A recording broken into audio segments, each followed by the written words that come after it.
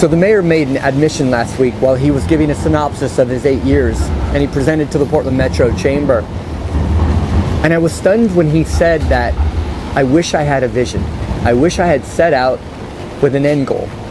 And he had said that I had been going from crisis to crisis, but without having a North Star on where he was going to take the city or tack the city.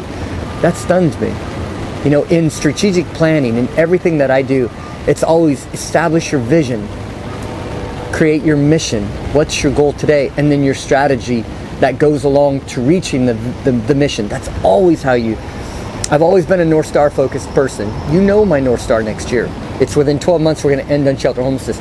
So while I'll be going from crisis to crisis, so long as I know where that North Star, where I plan on finishing, every decision or step I make will be that next step to make sure I'm going and heading towards that mission.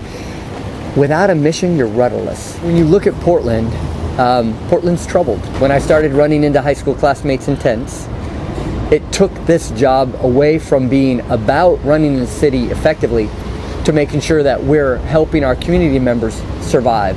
It changes what you're really trying to work towards. When you know people living on the street and you see your effective government failing, it's time for us to change. And I've been working with our politicians and our policymakers for years, doing research, asking them to evaluate, to try different tacks or different measures, and I haven't been able to gain traction. So to be able to guide our city with a vision to care for our city is the reason why I'm running for mayor.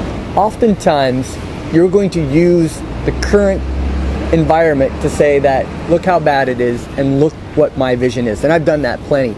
But along with my opponents, they've often used other jurisdictions as scapegoats. The county, for example. In my candidacy, my job is not to say those people failed from Multnomah County, because everybody wants to say it was their fault. But I keep telling people these are Portlanders. And I'm not running to be the mayor of Multnomah County. I'm running to be the mayor of Portland. My responsibility is public safety. When we have thousands of people living on the street and hundreds of them going to die this year, that's public safety. I'm not walking away from that responsibility. Okay, so you and I were talking about your friends and their businesses and their suffering, and they're working their business every day in a declining city.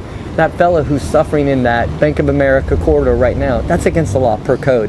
But we're not managing the code because we have nowhere else to send that guy. We have no resource to offer that person. So if an officer stops right now and asks that person his name, oftentimes there's going to be a warrant associated. Well, the officer by law has to arrest him then. That's helping nobody out. So you came from New York City. Yeah, we had behavioral health issues in New York City. I was there a few months ago. We get it.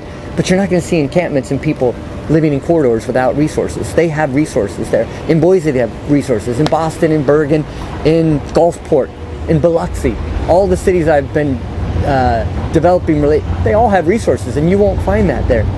It's in Portland. So it sounds unbelievable in Portland, but outside of Portland, it's normal, which is the problem. We've normalized this when most of the country hasn't normalized it, and our exceptionalism has created a point where we're paralyzed.